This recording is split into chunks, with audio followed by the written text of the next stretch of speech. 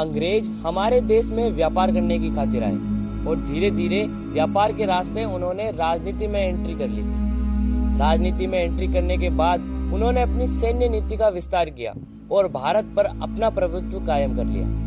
प्रश्न ये उठता है कि क्या उस समय हमारे देश में राजा महाराजा नहीं थे जो अंग्रेजों की इस कूटनीति को समझ पाते या उनकी काट कर पाते? तो हम आपको बताएंगे कि वे ऐतिहासिक संधि जिसने स्वतंत्र भारत को गुलाम बना दिया था। वीडियो शुरू करने से पहले नीचे दिए गए लाल कलर के बटन को सब्सक्राइब करके ऑल का ऑप्शन सेलेक्ट करें और हाँ, इस वीडियो को अधिक से अधिक लाइक करें। आप ये जानकर हैरान रह जाएंगे कि उस समय भारत में 500 से अधिक रियासतें थी और राजतंत्र के अनुसार हमारे देश में शासन होता था। तो ऐसा क्या हो गया? ऐसी कौन सी चाल अंग्रेजों ने चली जिसकी वजह से हमारा देश गुलामी की ओर बढ़ गया?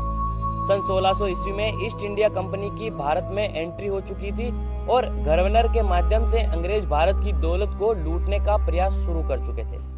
इसके लिए उन्होंने विभिन्न रियासतों से अपनी शर्तों पर संधि करना शुरू कर दिया। इन संधियों का मूल मकसद तो अंग्रेजों ने व्यापार बताया, लेकिन विभिन्न राजाओं के साथ तालमेल बिठाकर उनकी आपसी प्रतिद्वंदिता को समझने, उनको उलझाने और लड़ाने में अंग्रेज सफल रहे। क्योंकि उस समय छोटी बड़ी कई रियासतें थी और एक रियासत को हमेशा दूसरों से खतरा महसूस होता था। यहाँ तक कि लुटेरों से भी रियासतें खतरा महसूस करती थी।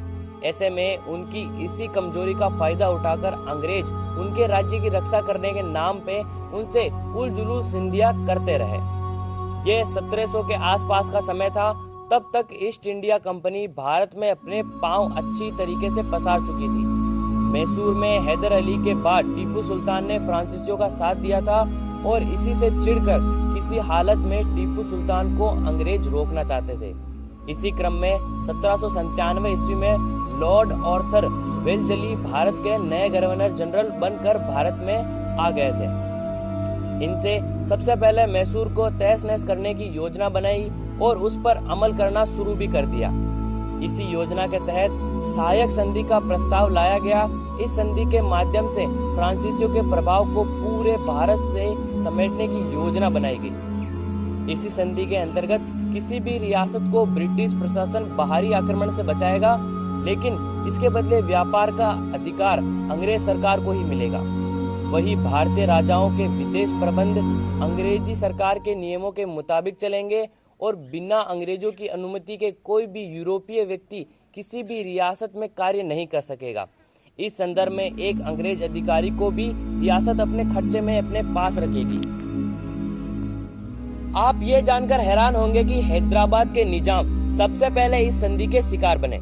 1795 ईस्वी में खारदा में एक लड़ाई हुई थी और इस लड़ाई में निजाम ने अंग्रेजों से मदद मांगी थी। हालांकि अंग्रेजों ने मदद तो नहीं की, लेकिन बाद में अंग्रेजों को जब संधि करनी हुई तो उन्होंने निजाम के ऊपर अपनी सेना खत्म करके संधि करवाने का दबाव बनाना शुरू कर दिया। बाद में हैदराबाद के निजाम मजबूरी में इस संधि को स्वीकार करने हेतु विवश हो गए। संधि के कारण कर्नाटक के पूर्वी हिस्से और मुंबई के एक बड़े पश्चिमी हिस्से पर अंग्रेजों द्वारा तत्काल कब्जा कर लिया गया था। हैदराबाद को फतेह करने के बाद लॉर्ड वेलजली ने मैसूर पर निगाह डाली, लेकिन टीपू सुल्तान इस संधि से पूरी तरह खिलाफ थे। बाद में टीपू सुल्तान को हराकर मैसूर पर एक कठपुतली सुल्तान बिठाया गया और मैसूर ने भी इस संधि को स्वीकार कर लिया। उसके बाद 1801 में अवध के नवाब को भी इस संधि को स्वीकार करने के लिए विवश किया गया। इसके बाद पश्चिम में 31 दिसंबर 1802 को पेशवा बाजीराव द्वितीय द्वारा इस संधि को स्वीकार किया गया। अब तमाम बड़ी रियासतें अंग्रेजों के सीधे नियंत्रण में थी और ये बड़ी रियासतें एक तरफ से सैन्य विहीन हो गई। अंग्रेज राज्यों से सेना के खर्च के नाम पर टैक्स वसूलने लगे और टैक्स न देने पर उनकी जमीनों का कब्जा शुरू करने लगे। क्योंकि राज्य के अपने सैनिक बेरोजगार हो गए थे, इसीलिए वे चोरी डकैती और लूटपाट जैसे कार्यों में लग गए और एक तरह से राज्यों में अराजकता फैल गई और अंग्रेज हावी होते गए। समझना मुश्किल नहीं है कि मात्र सहायक संधि के कारण पूरी भारत गुलामी की ओर बढ़ गया था और अंग्रेजों की ये नीति पूरी तरह से कारगर भी रही। इसी कारण आने वाले 200 साल तक भारत गुलामी की जंजीरों में जकड़ा रहा। आप इस संबंध में क्या कहते हैं नीचे कमेंट बॉक्स में अपने विचार जरूर शेयर कीजिएगा और इस वीडियो को अपने दोस्तों के साथ